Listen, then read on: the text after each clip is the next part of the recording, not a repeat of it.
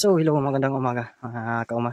Ngayon ipapakita ko naman sa inyo yung ginagawa kong patuka kapag gusto ko hindi puro crumble or ano pa yung ipapakain ko sa aking mga alagang heritage chicken. So, yun, saktong-sakto, galing ko lang ako panghihingi ng sapal ng nyug or yung pinagkayuran ng nyug, pinagpigaan pala yun, pinagpigaan ng nyug.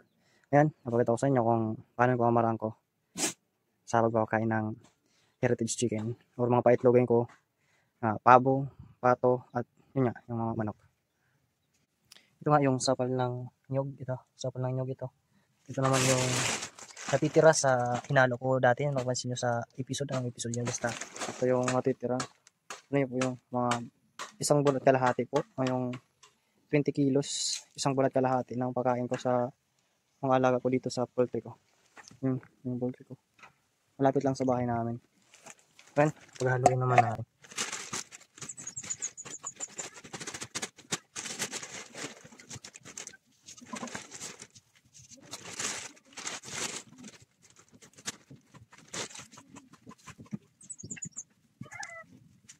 So, haluin na natin ito.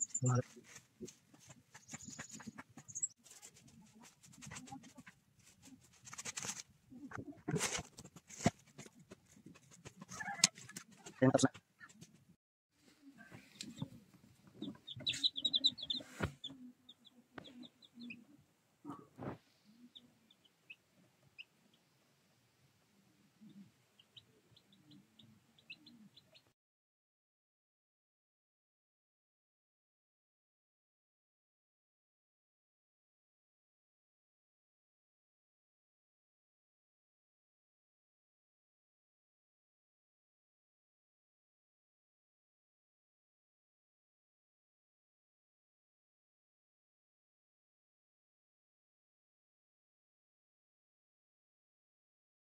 So, ito na ang tapos na paghalo ng sapal ng nyog at crumble na pinaghalo-halo ko dati noong unang batch.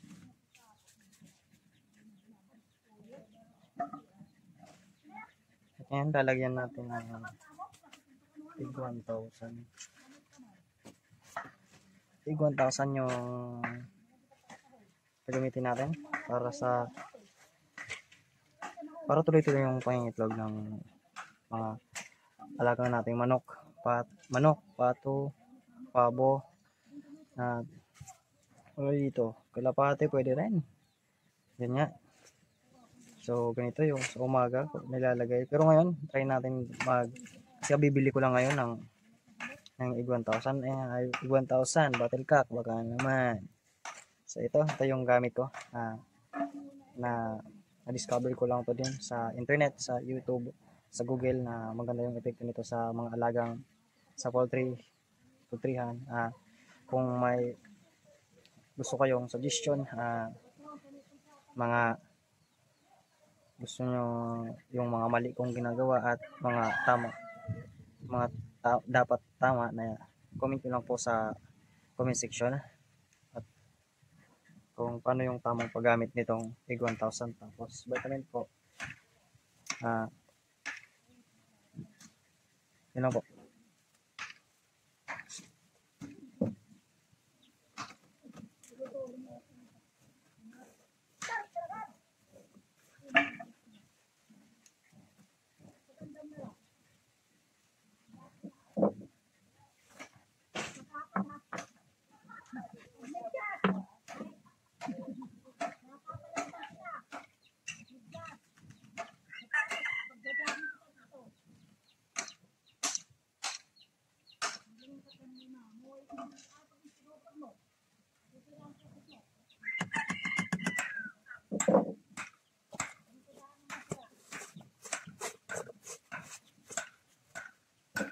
Gamit ko pala ay 5 grams na scoop kasi ilalagay ko nito ay 1 teaspoon lang yung ka-size niya. So ito yung recommended na gamitin para sa lalagay nito.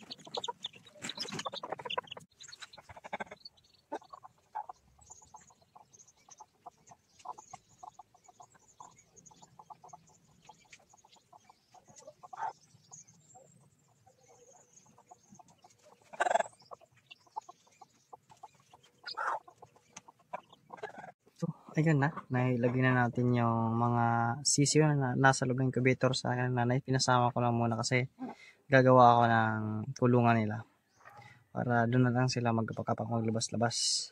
Kasi dito sa loob nito, kasi nandito ang kanilang tatay, yan o.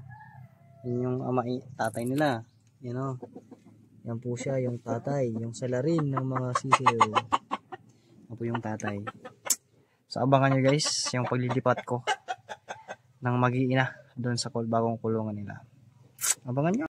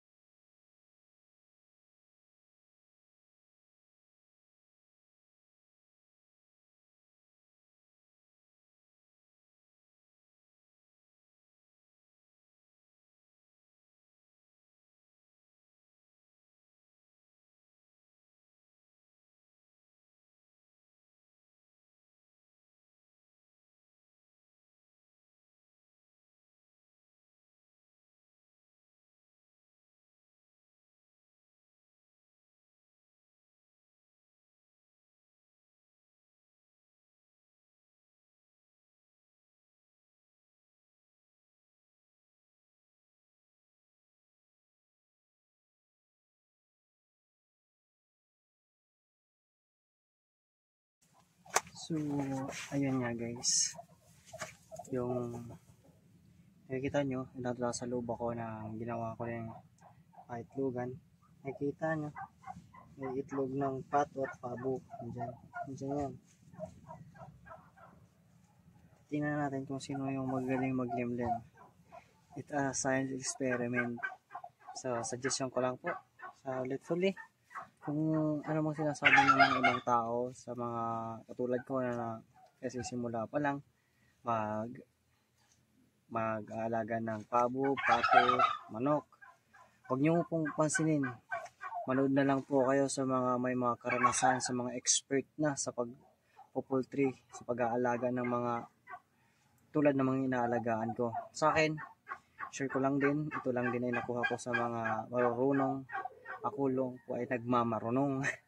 So, ayun na huwag niyong papansin yung mga sinasabi nila. Try nyo lang ng try. Yung mga kabataan kayo na imbis na magabisyo kayo, ipunin nyo at ipunin nyo ito at mag-isip kayo ng mga gusto nyong alagaan. Mas maganda na yan kaysa kayo mga sarili nyo yung sinisira nyo.